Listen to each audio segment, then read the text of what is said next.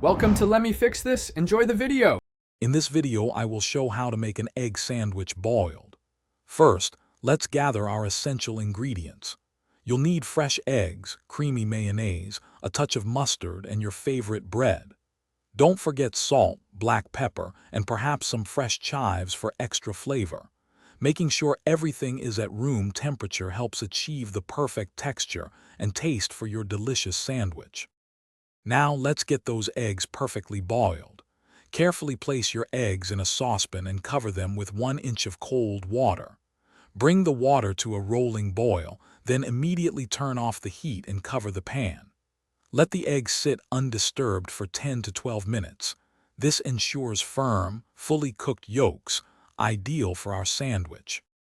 Hey everyone, if you're finding this guide helpful, please take a moment to subscribe and hit that like button. Quick recommendation. On another note, if you're looking to truly transform your financial thinking, I highly recommend the book The Simple Path to Wealth. It's a fantastic read. You can find a link to it and other great deals in the description below.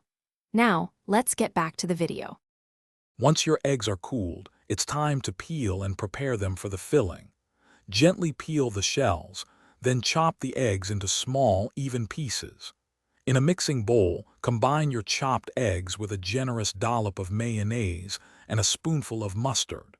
Season this mixture generously with salt and freshly ground black pepper to your liking. With our delicious egg salad ready, let's assemble the sandwich. I recommend lightly toasting your bread slices. It adds a wonderful texture and prevents sogginess. Spread a generous amount of the creamy egg salad onto 1 slice of toast. Then, top it with the second slice. For a classic presentation, cut your sandwich diagonally. Enjoy your homemade creation. Thanks for watching. If you found this helpful, don't forget to like and subscribe.